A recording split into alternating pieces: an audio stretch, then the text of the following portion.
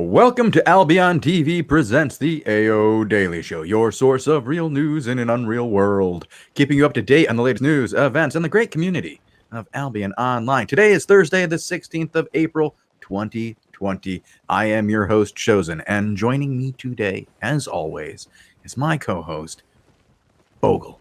How you doing today, Bogul? Hello, sir. Hello, sir. I'm doing good. What is the show today? Because I think we only have one thing on the docket, on the list, on the to-do for today, right? Mm-hmm. We have a lot to do here in the show today, but we're really just going to do one thing, Bo. I know we got the PSAs. I know we got to remind people of all sorts of stuff that's coming up soon. But the one thing we really need to do, more important than anything else, do that newbie show and tell people about all the great activities they can do in this game without a guild, without a whole lot of organization.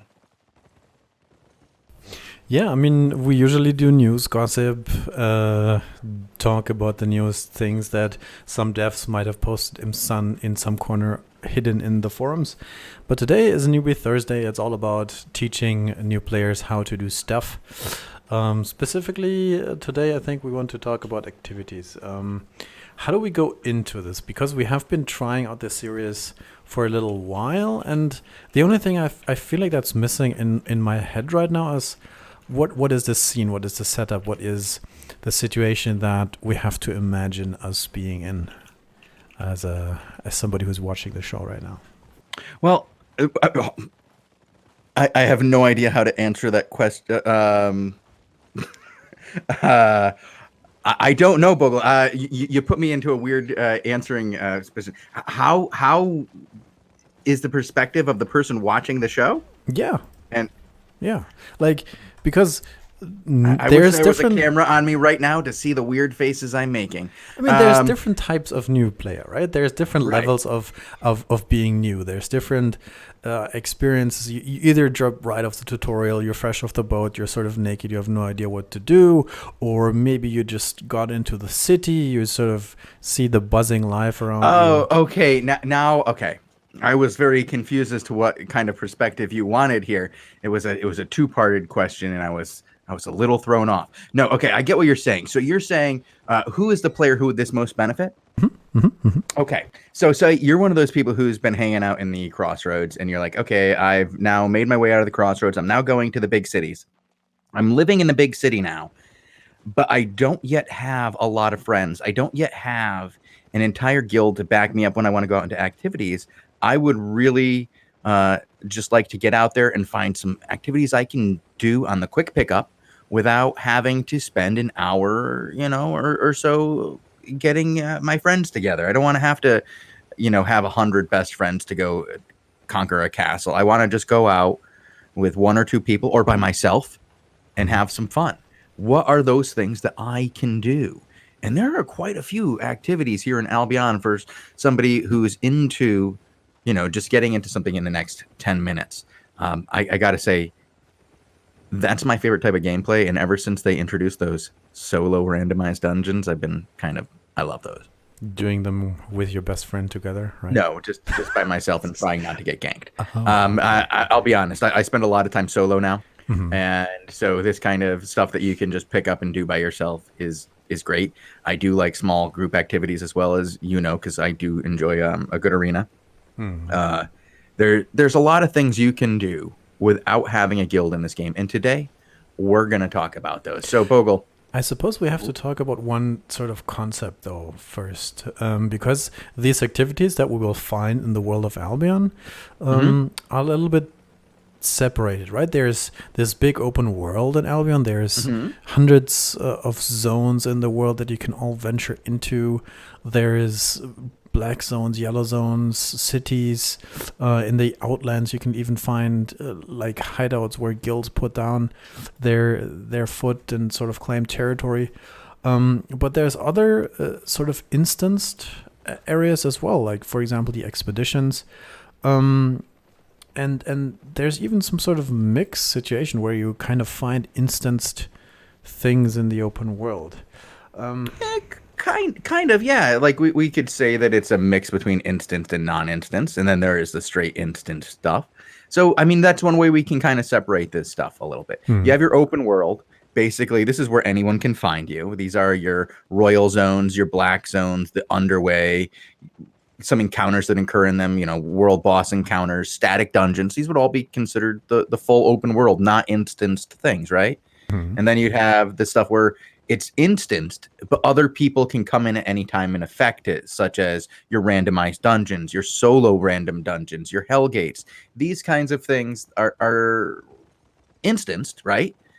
But somebody else can come in and affect them. And then you have your purely instanced situations where you're locked inside, and the only other interaction you're going to have with another player is somebody who is locked in with you at the same time, such as like a Crystal Realm GVG or 5v5 battle, the arenas, city fights, expeditions for non-competitive content, hardcore expeditions. There's a lot that you can do in this game, and there's a lot of different ways in which you can get to that. But we should probably also talk about something else here, since we're talking about zones, because I feel like this is a new player tip. True. I've got a new player tip, and I just want to stick this in here right now. Okay. Do you have the ability to throw this up on screen? Because if I can find it, yes. okay. Introduce it, talk about it, and I will All find right. that way. So one thing I wanted to talk about is, because we're talking about these different zones and the different types of instance levels, I want to talk about how they are different. And one of the ways they are very, very different is that all these different types of zones have very different fame multipliers in how much fame you get per activity. The base level of fame is 1, and that is for your standard regular expeditions. These are your solo expeditions, your group expeditions. I believe they're 4, 5, 6. Those expeditions are a 1.0 multiplier. Then you have your blue zones. Your blue zones are your second lowest multiplier, and they're actually quite a bit better than an expedition at a 1.8%. Then you have yellow at 2, red at 2.7, black at 3.5, and then you have your real beast, Bogul. And you have your hell zones. Those red and black ones at 7.5. And your yellows at 3.5. Now we actually talked about how this is kind of like and blue at 1.8. But we talked about how this is a little misleading, because hell zones and the hellgates actually have their own unique mob set. So the multiplier really only helps distinguish the different types of hellgates, like your blue zone, your yellow zone, and your red black. And this multiplier is specifically for fame that you get for slaying mobs, PvE mobs, and for the silver loot that you get from the silver that's dropped. And one thing I'm not sure of is whether or not that applies to the loot you get in chests and drops as well. That I think there's another multiplier there, but I don't know. It's not the same one. There's a different loot table multiplier, and I'm sure it's out there. There's also there's a bunch of different multipliers out there. It's a little complex, but I thought the one that we would get into today was the most important one, which is fame, because I wanted to show that one of the things you need to remember as a new player going out there in the world, that this game is about risk versus reward. And the more you're willing to risk, the more the game right off the bat is going to reward you. It's going to give you more opportunities to succeed at a higher rate if you take more risk. Yes, you're going to have an opportunity to lose, and lose bad, but you could also win big. I mean, didn't we just see that the fastest way to make money in all of Albion seems to be to PvP? I mean, are you talking about one of our friends' recent YouTube video, or just briefly? I just thought I'd bring it up real quick. Well, we have this various YouTube videos popping up all the time about getting rich quick, making millions of silver in Albion super awesomely fast, and there's various people who try to always come up with the best, fastest, quickest methods. And our friend Robin Hood RS made a video about getting, I think in a few hours, about 10 million silver just by PvPing with the cheapest possible set, almost.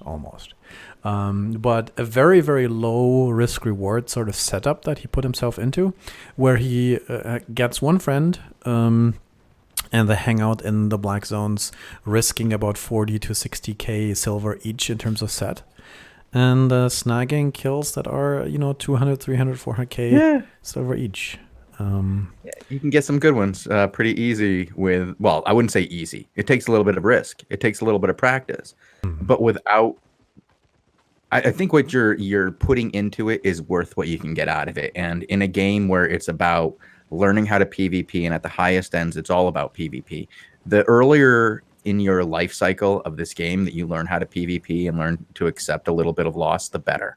But there are also some things in this game that you can do that are relatively risk-free, Bogul, such as gathering.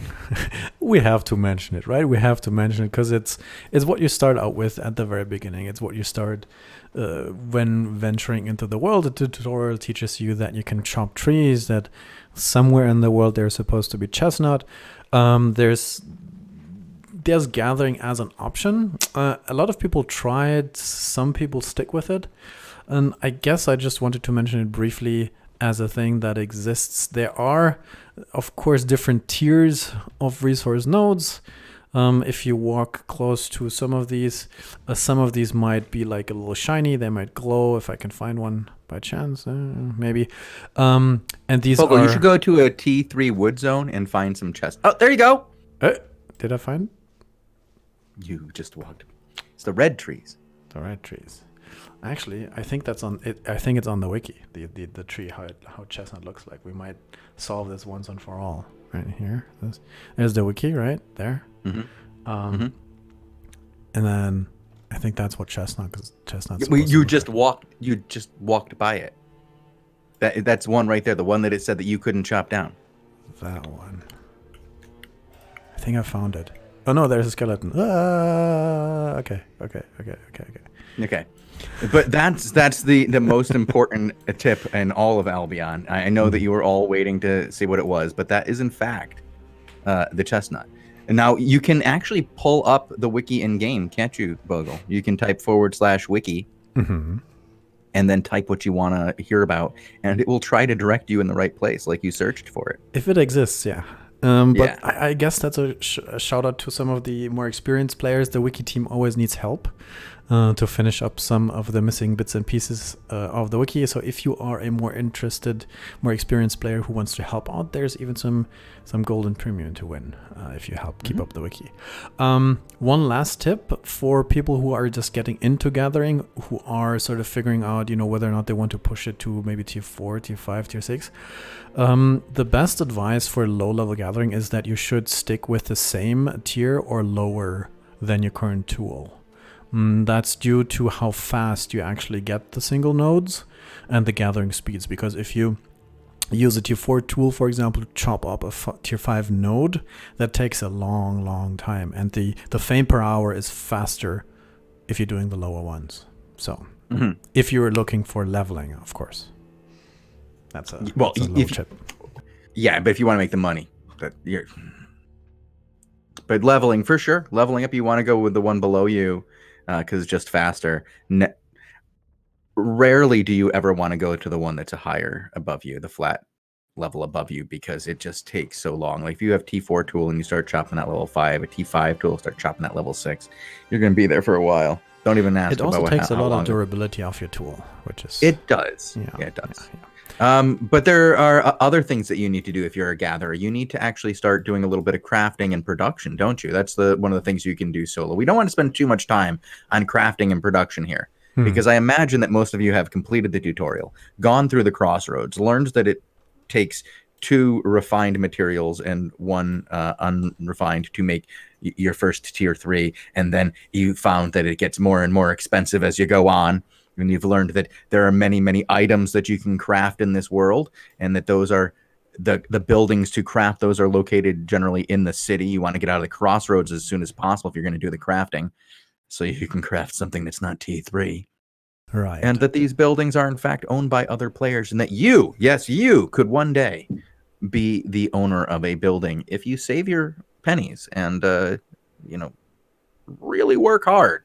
And here the pro tip again, mouse over the map and look at the usage fee, because these can be quite different, and there can occasionally be a little scam that just charges you 300% for crafting you gotta a little be bit of an item, and that would be sad if you're accidentally do that. You can also see that on the top left here, if you see the usage fee, or if you actually open it up, and then it's the amount of silver cost to craft it. Yeah, and then in case you want to sort of develop further, one tip I have for aspiring crafters is to stick to one thing, and sort of max that out if you can. I mean, you can experiment a little bit with, getting a bunch of stuff to tier 4, but if you really want to develop a crafting tree, stick to one sort of thing. The reason for that is because you have, with premium status, you have limited amount of focus that you generate each day. And the further you branch out into your specialization, the lower the amount of focus you have to spend per craft. That means you get more and more efficient the higher you develop, and you don't really have enough focus to do like 4 or 5 different crafting things. It's way more profitable, way more, optimized to do it. You just to stick to one thing and go from one. Yeah, and focus is a hot commodity in the world of Albion. And Bogul would probably even suggest, if you want to craft more than one thing, maybe even grab another guy to do it for you and keep that focus flowing. Yeah, maybe do a second character at some point. Speaking of focus, do you want to talk about some of the activities on the island? Because there's a lot of focus activities on the island. You have your farming, your herb growing, your raising of your animals, and your favorite thing in the entire world of all of Albion, laborers, and having a indentured servitude is what they're in, right? I mean, you wouldn't want to call it slavery. No, it's are they allowed to leave the house?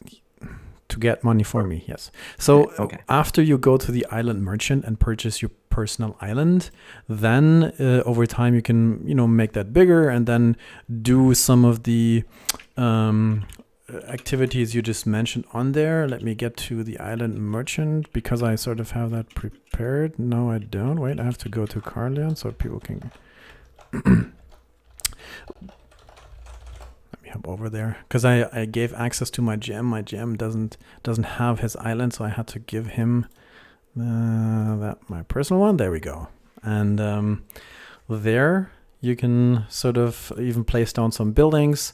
This island is a little bit more developed than yours would probably be when you first get there, but a little more developed than it'll be when you first get there. When you get there, it'll be an empty island with like 3 plots on it that you can put houses down, and you can't even make a farm yet. You have to get it to like T3, or just one, yeah. Level you have to 2, get to T3 before you can even start putting down farms. Yeah, but later on you can put down farms. That's a max level one you can see here, and then you can put up some herbs, some carrots, some potatoes, maybe raise some animals, maybe raise some carrots here, then feed them to the animals in the next plot, and play a little Farmville, I guess. You really triggered the audience with this. Yours might not be quite as developed. Listen, I've been playing this game for what, 3 years now? I'm allowed to have a little bit since release. 3 years since release. I mean, what year did you sign up for this alpha beta? The forums? 2013. But that doesn't count for this island, right? This is only since release, and it's a few tier 8. Never mind. Let's talk about something that is different, more than just entertaining, hanging out on your private island. Yeah, let's talk about fighting. Animals. Let's talk about getting that fame. Let's talk about that leveling process. Talking about that thing that leads to the PvP and the end game content of this game. Let's talk about some open world mobs. Let's talk about what? I know. It's called good segue into the notes, Bogul. It's like the next thing on the notes. You put it in front of me. I'm gonna read it. I'm just gonna add a few extra words in between them, maybe. Okay. But yeah, open world mobs and treasure hunting, right? This is one of the things, if you watched Robin Hood RS's older get rich quick schemes, you learned that mob chests exist out there in the world, hanging out with those roaming mobs that just stand still as you roam between them. They're called wandering mobs, Bogle, not roaming. I think the official term, sadly, still is roaming mobs, right? Roaming? These guys that are just here and then Standing there. Yeah, and you are Hey, wandered! You are roaming between them, right? That's Oh. yeah. And let's see if I can find a treasure one in like a black zone. I hope we don't accidentally hop on somebody who gets spotted or something. Dun, dun, dun. Yeah, yeah. You should you probably, put up some kind of blank screen when you do that, so they can't tell who you're searching out and who you're exposing. Oh, there's one. Get it. Yeah. You just get the Some stump. of these also have little chests next to them, and that is a first sort of easy activity you could do by yourself if you want to do PvE. If you sort of explore the world a little bit, you will also run into these green portals that you can see. These are the solo randomized dungeons, right? Oh, where we're going right to the dungeons, are we? I mean, we accidentally right. found one, so we have to look We found inside one. and then- I mean, this is one of the things that you, as a player who is solo or without a guild, maybe you have 1, 2, 3 friends, you might want to start looking for these soloable dungeons. Now, we don't want to say you should do them solo. You can, but you might be advised to bring a friend. Yeah, it's a little. The fame is not super great in the yellow and blue zones to do them with. But we two are people. talking about new players here, and how it is a little bit dangerous out there once you go into these, because this is a full loot PvP game where people know that if it's a soloable dungeon, there may be somebody in that dungeon with good Gucci gear doing it solo, and if they go with a friend, they and their friend might be able to split some nice gear. Now you, knowing that there are possibly 2 bandits on their way into your dungeon, you might want to go ahead and say, hey, I can be doing some random dungeons. Anybody want to join me on these? Chat is already going off. Like, what? You're doing solos in Gucci gear? What kind of person are you? Bogle, why don't we show... I really wish we could show off the Gucci gear death from last week. What was it? Keith something. Keith something, yeah. Doing PvE with 8.3, 100 tier 8 poisons in his inventory, dying for 7.5 million. Fame, trying to do some dungeons. Good times. But yeah, the chat advice that is sort of important is that if you are doing these in the previously mentioned more dangerous but more rewarding zones, the black zones, the red zones, then consider using very cheap gear, because you will still level your spec, your mastery, regardless of the tier, right? You don't have to use the highest one you can use. You can still use the cheap one, and you get the same fame, the same experience. It might be like 10% slower, maybe 5% slower, but that's absolutely worth, being aware of your risk. Well, you have to be aware of the risk, and risk versus reward is how this game works. We've talked about it, Bogle. The more you risk, the more you're rewarded. But sometimes it's worth being a little bit safe and maybe planning. Planning? Yeah. Speaking of planning, why don't we talk about some of the things that take a little bit of planning that you could do, like the open world bosses that you can do without a guild, but they do take a little bit of group, such as an aspect or something. Yeah, these ones are essentially resource bosses that if you manage to get them down, then you can harvest them for resources. I have a hard time finding one now, but if I look on the wiki, we can get an image or two.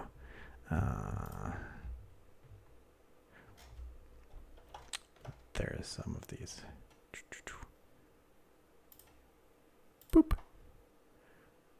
That's some. Not these ones, the big ones.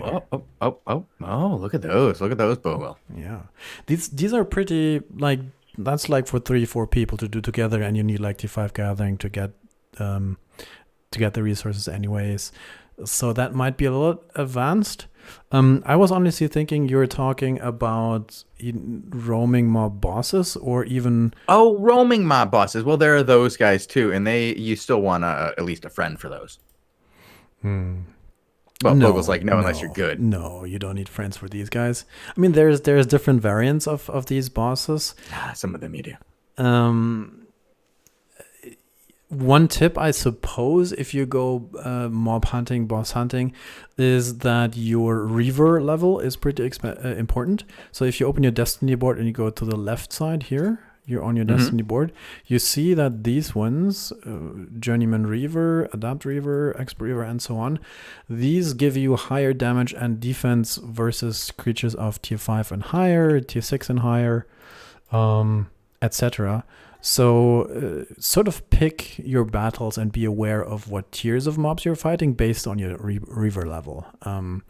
And that makes it way easier, right? If you're going tier 6 dude hunting and you have the tier 6 Reaver already, then it's much easier, much easier.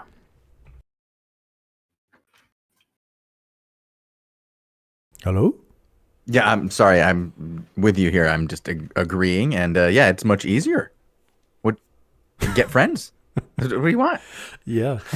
I don't have a follow-up for that one. All right. Okay. There's one more thing in terms of PvE that I wanted to show off briefly, which is... this is the open world PvE you're talking about. Yeah. Which is... wait, how does that... Can't show, doesn't work. But there are essence hotspots that are farmable as well. And there's, if you look around at your minimap, there's little doodads, right? There's the image for dungeons. There's like treasures that you can also go pick up. They spawn regularly. It shows you when they will spawn, but these have a PvP circle around them, so be aware there might be PvP around these. There's these essences things where that's another thing of farming materials that are used in potion making, in enchanted potion making. So if you ever wondered what kind of weird stuff these dudes drop, it's for potions. It's for making enchanted potions. That name though.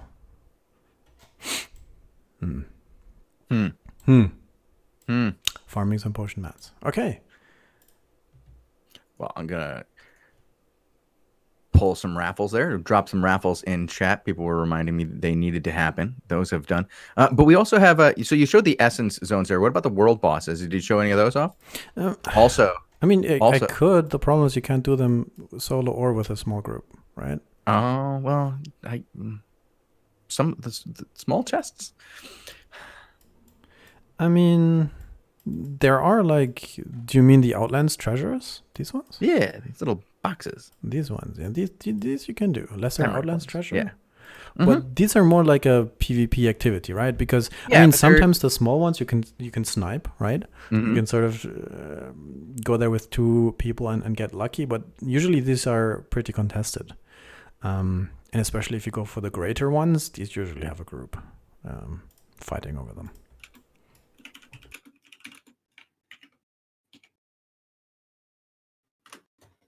Sorry, just typing in chat, doing a little moderation. Yeah, I think that they are interesting small scale PvP, and you don't need a guild, but it would help. I'll be honest. But there is some PvP you can do straight up without a guild, Bogul.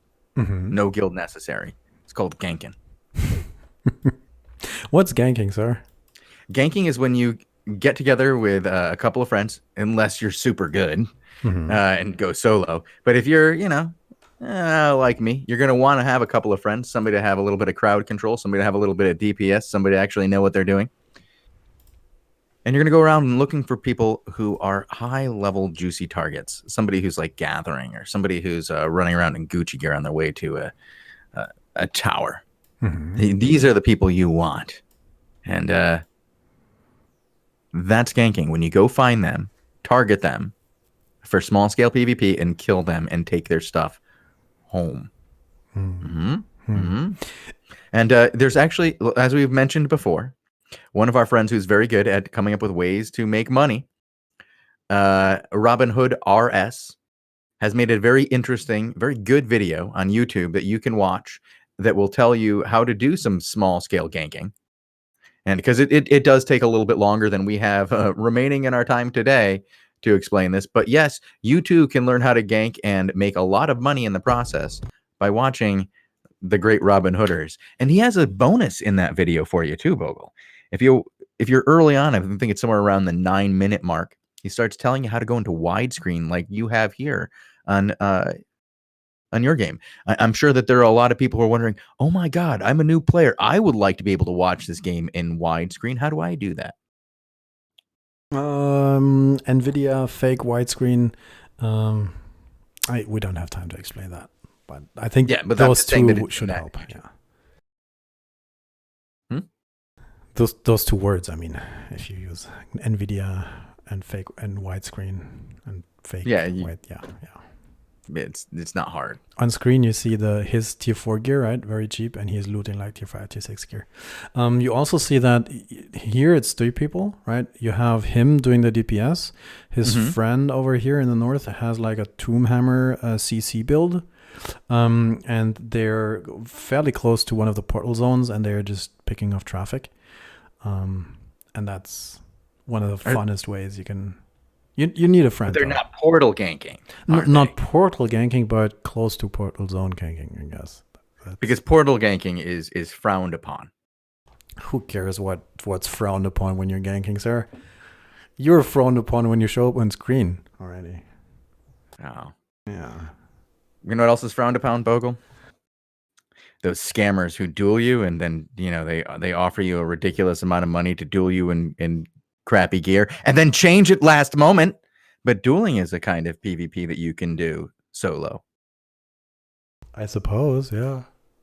I didn't even think of that, but yeah, you can duel people for money.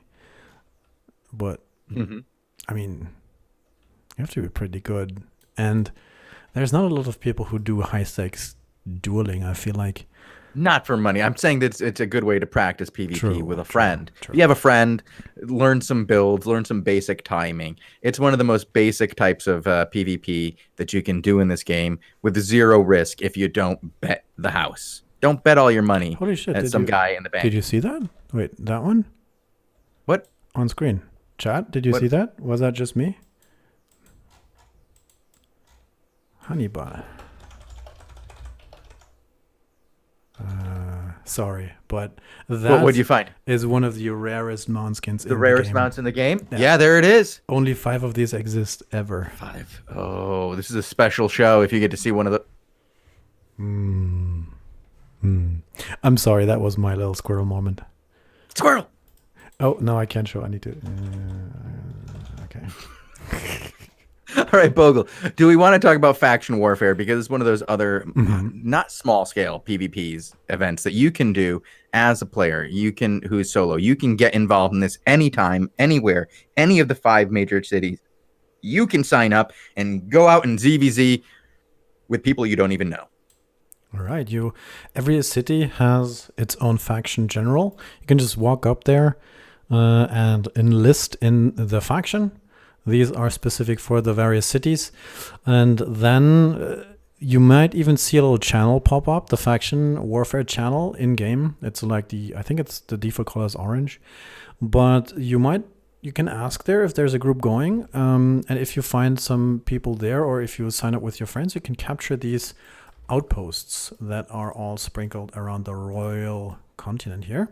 These give you some faction warfare points that you can then later on trade for things that sell pretty well. These crests, or you can even do, basically that's it, crests and rock hearts that are stand-in for resource crafting, and these are pretty sought after if people refine like tier 8.2.3 sort of things. And these are worth like 60, 70k. Really? That's not too bad.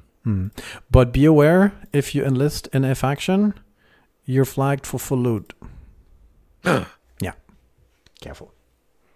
Oh, so you're flagged for full loot against people of other factions. Yes. And can only be killed by people of other factions. And yeah, okay. Interesting. And you see this little flag here? This one is a blue one next to Ricardo's name here. if you are flagged for Matlock, which is blue, and you see people on the screen who are flagged, white or purple or green or orange, that's danger. That's danger.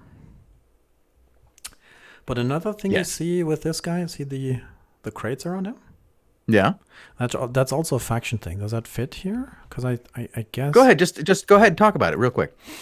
He is carrying crates, transport crates, because these faction guys also give you transport missions. You can only see them when you're... and these make you go all over the world in Albion, where you have to drop off a little crate through a red zone, which then rewards you with another crate that you have to bring back to the city. So you have to do a little round trip into the red zones, and then you get some hearts of a different faction. So you have to invest some money, get some rock hearts, for example, run to the red zone, come back, and then you get 5 back after sort of spending the money for 3, and then that's an easy 100k profit if you survive.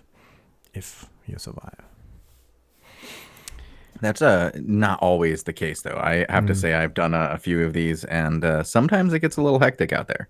True. These are interesting. I do enjoy it. It is very much that risk versus reward kind of situation, and for certain people, I think it's very good gameplay. I would rather be able to fight when I'm going into a PvP situation. But this is I don't know, the transport quests where the opponent is other players. And I haven't been really good at finding people who are turning them in, but I do know some people are better at it than others. That is another way you can engage in some faction fight. I mean, you could sort of figure out where the drop-off is and then go on the route in between.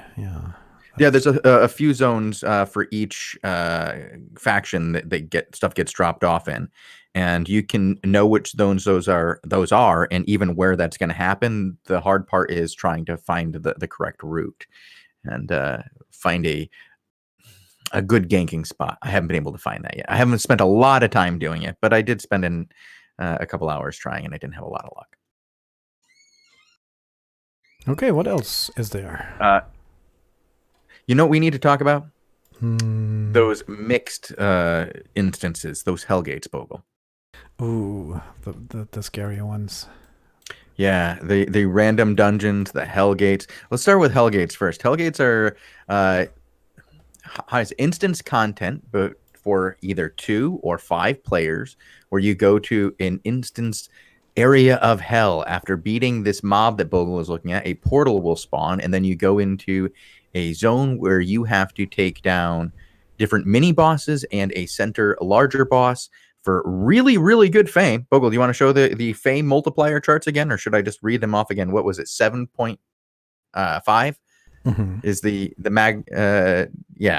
magnifier for fame in a black zone or red zone, or multiplier, I guess, not magnifier. I mean, that's an interesting little bit of knowledge, right? If you go into a Hellgate from the Outlands, you get more fame than... Well, no, black zone. Black zone. Never mind. And red zone. Sorry. So okay. Yeah. I was like, oh, I found something. Oh no, I didn't. Oh. Oops. Yeah. See, I don't have Hellgate as much. Yeah. Bogul rarely leaves the cities unless it's to go pick up bags. He had a special bag delivery. It was outside the city. He left. He came back.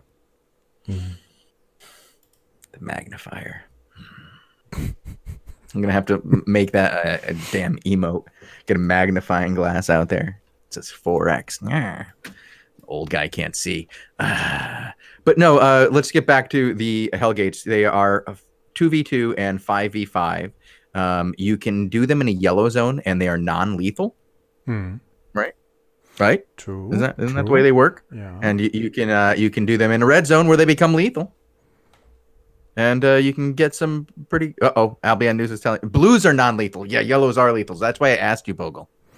Yeah, see? Yeah, see? You should ask Chad. You should ask Chad. I haven't done them in a yellow zone. And since we had free-to-play and we did all those free-to-play episodes with newer players. I'm in the background. I'm trying to see if there's like a Hellgate going on that can show. Oh, I can get a Hellgate. No, up I for us. got it. Oh, you got one? Okay, Mhm. good. All right. And then you also have your regular randomized dungeons. They're a little bit harder to do without a guild, Bogle, because you do need a larger group. But there are pickup groups in the, how do you say, like looking for group channel pretty much all the time, doing randoms. Now, it does take a little bit of trust to go out with some random people into a potentially hostile environment where they could turn around and kill you.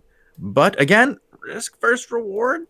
In that situation, the reward literally could be new friends that you now have to play with. And you will maybe walk away not just with some fat loot and some good fame, but a new guild. You could always use that looking for group to eventually find your forever home, Bogle. Oh. Yeah, but we sort of skipped ahead to the dangerous PvP 5 versus 5 content or 2 versus 2 content. The Hellgates are the truest of scary things in my mind. I mean, if you prepare for it, and then it's all right. But the competition in the 5s is pretty tough, right?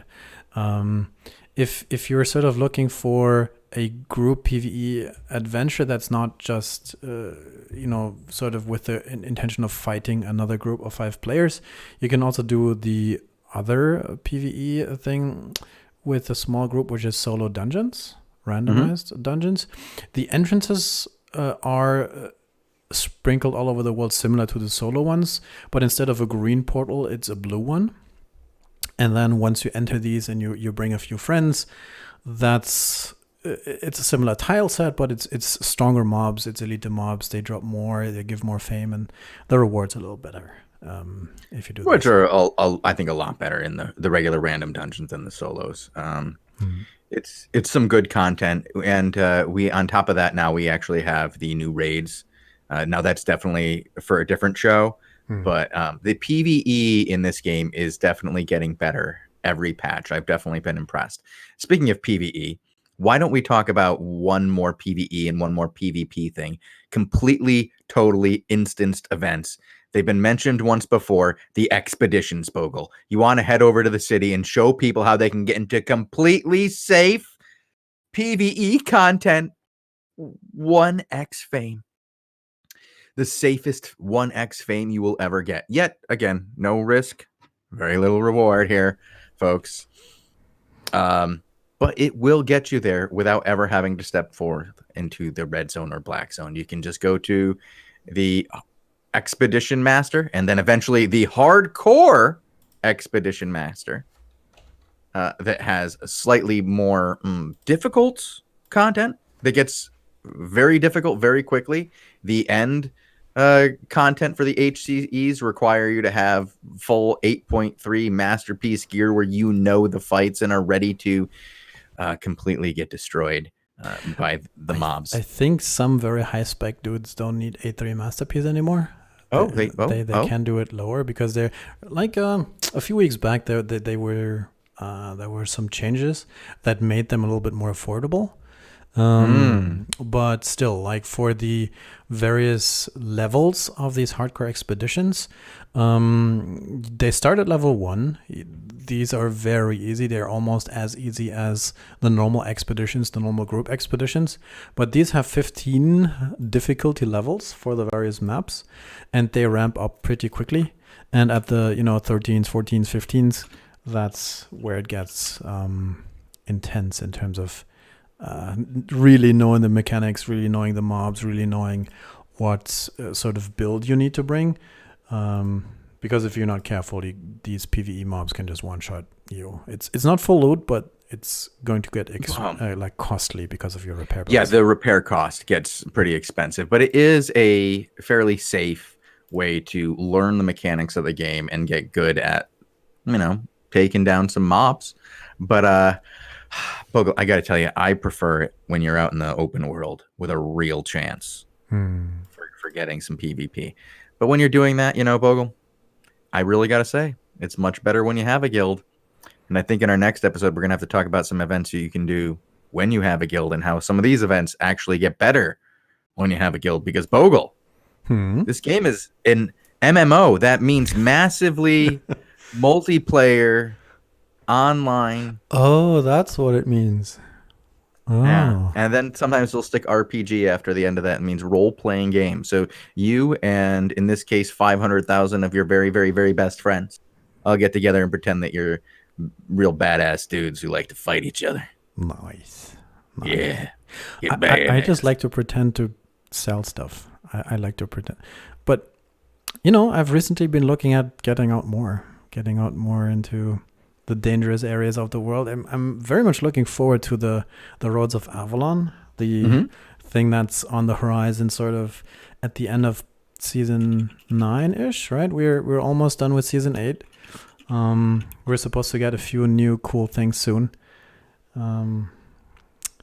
But yeah. Well, actually, pretty soon. We should be getting our very first bit of new stuff very soon. And I'll just be like updates and cleaning up and what we call quality of life advances. And then we should see some mid-season in the middle of season 9 updates. Not exactly sure what we're going to get there, but it does sound like when the content is ready, they will release it. So I'm excited about that. And then what do we have coming up after that? Then we have the end of the season is when the final patch should be coming out. Actually, I guess end of the season would be the wrong way.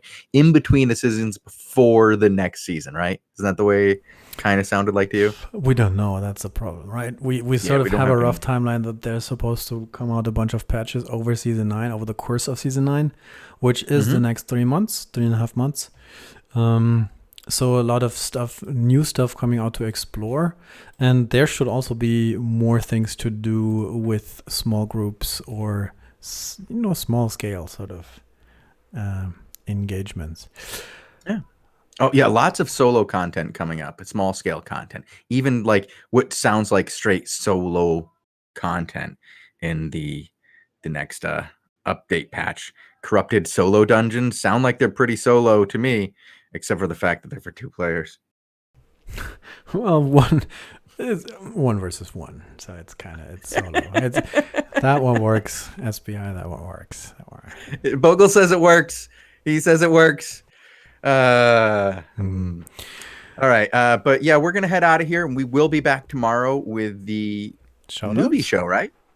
Oh, shout-outs. Shoot, we're 2 days late on shout-outs. I mean, yes, you're right. Tomorrow we will have another event of the AO Daily Show, and before that we have 2 more. Well, one show and then one show after. Yeah, the ZB show is afterwards tomorrow because our boy Robin Hood RS won't be here until the 21 UTC time slot. So we will be doing ZVZs for 21 UTC.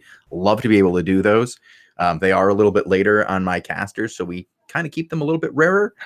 But tomorrow we will be doing that. And we will be doing the Newbie show once again tomorrow, as well as the AO Daily show right here at 19 UTC.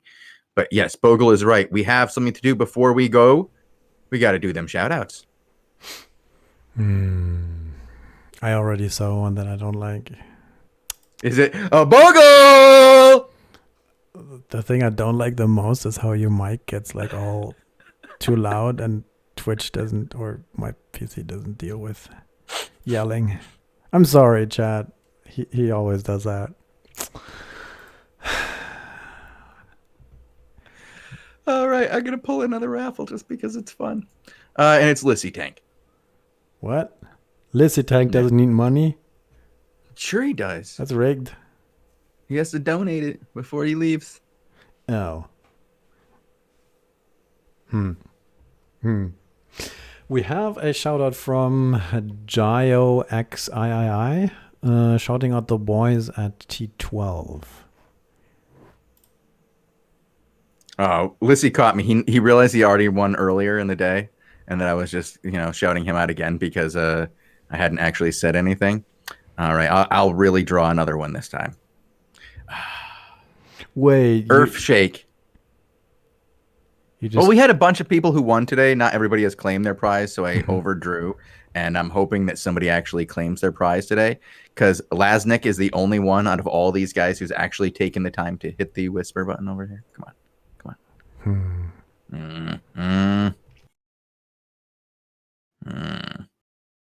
There We'll is get a this- shout out we'll get- from yesterday. Do you want to read shout outs, or do you want to read more? Yeah, I want to do shout outs. I'm gonna just tell these people to whisper me.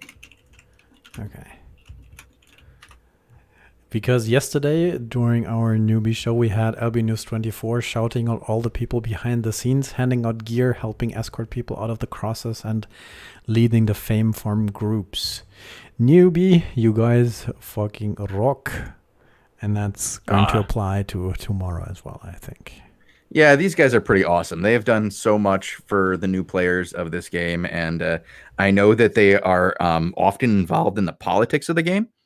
Which I like to keep completely separate from the new player promotional stuff. You know, they have their enemies, they have their friends, and they do their things. They are a real guild in the world of Albion, and they like to do their things. But I like to treat everybody with a bit of respect. If you want to donate your time and you are another guild that accepts new players into your ranks, contact us. And we would love to bring you in on this. We don't want to do it with just one guild. We want to do it with a bunch. We've been really harassing Bacon quite a bit, trying to get them to join us.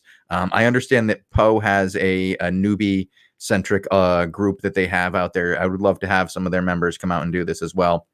If you're a group that wants to help new players, let me know. Contact me in Discord, Shozen #4236, and I will help you guys get in touch with the right people to make sure this happens for you. All right, let's talk about the next one. Brutex Code asks, is Blue Army a NA alliance? I'm trying to learn the politics of it all. Yeah, no. Half, I think. Okay. I mean, there's like politics. I don't know time, sir, to talk about the top 500 guilds now. But I think Blue Army. Chat, do you know if Blue Army is like an NA guild? I think. I don't know. Best NA guild is well, it's best. I would say Western Hemisphere guild would be Sex with X, and they're currently the best Brazilian guild. And I think the Brazilian guilds actually have like a step up on the North American guilds. Now, BA is a mixed guild, and I wouldn't even say they're quite 50-50. I think they're definitely more in the EU side. Conflict is up there for NA guilds, but I would say, again, that Sex with X is probably better right now than Conflict. Conflict is not... Which guild in Arch? Chat didn't say that. Okay. So if they have a guild in Arch, a single guild in Arch that could match up at all effectively against Sex with X, I'd like to hear it. No, as a singular guild, Sex with X is probably the best one right now. I do think that like Conflict is maybe the best overall guild and has been for quite a while as far as NA, but they're not bringing the people to the ZVZs to win season points and being good on the season winning area. So it'll be interesting to see what that works. One we can sort of put to rest is Stormwolf DK saying open a raffle. I think that was a reminder that worked. Yeah, we had that one. Junior 30 23 KFC #1. Really? Is KFC back? Oh my god. Okay. No. Nope. Miss these guys. There was some good. Well, 47. That they could be sort of back. I mean, that's last season. Oh, never mind. Yeah. All right. Gunner 479 says hi. Hi back at you, buddy. Axon Fang. Brave Newbies is recruiting. Join our community focused on new players and the new player experience. Enjoy free T 4.1 combat gear, T 4 through 6 gathering gear, expert mentorship, and lots of daily activity. We don't weigh you down with obligations, requirements, or any taxes. Learn more at newbiealliance.com. And my weekly shout out. Listen, we need other recruitment plugs in here. Newbie is kind of stealing the show, guys. Like, we need some expert copy pasta recruitments that we can include into the show. Otherwise, we'll keep on plugging Newbie until the end of time, I think. All right. So Hooney Boy says, Bogul. Thank you. You're welcome. Bull PT, shout out to say thank you to Bogul and Shozen One for being helpful and cozy, and shout out to the creators of this game that we love you. Or that we love. Yeah, there's no love you at the end. It's just the game that we love. Yeah, adding far too much to these shout outs. Me and my editorializing. All right, Canadian Boy 3. Bull PT. Shout out to say thank you to Bogul and it's the same one again, but Canadian Boy like copy and pasted it. Yeah, I agree. Shout out to the two of us and to the great creators of Albion Online. Those guys are great. Sitting all at home in home office right now. Home office. Yeah. We're all in home office right now. I hope you guys are all happy at home and doing okay through this COVID and doing well, and that we can entertain you for a couple hours a day, and that it's been something that keeps you sane. We do appreciate you guys watching, and we hope to keep doing this for a really long time. It's definitely the best job I've ever had, and it's pretty kind of great. I have one more shout out. Oh, what? I want Bogul to read this one out. Shozen.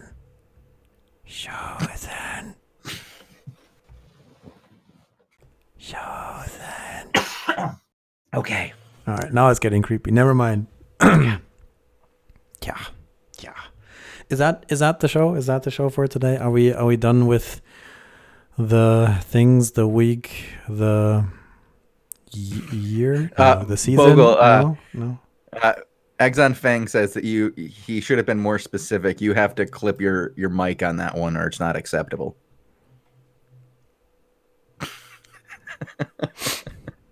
Someday, Bogul's like, no, I don't get loud. No, I've never heard Bogul loud before. I don't. It's kind of scary. I just go closer to the mic, and then I'm louder per default. All right, we got to get out of here before this show gets weird. Thank you guys for watching. Mm-hmm. I hope you learned something. What, Bogul? ASMR show with Bogul. Different channel, different time. Come say hi. We're going to put it on right after this one. It'll be Bogul putting you to sleep. No. As he reads prices off the auction house in his best ASMR. Oh, yeah. 250 silver. Worth of hats. Okay, let's get out of here. Goodbye, guys. All right, thank you for watching. We'll be back again tomorrow. Keep it classy, Albion. We're out.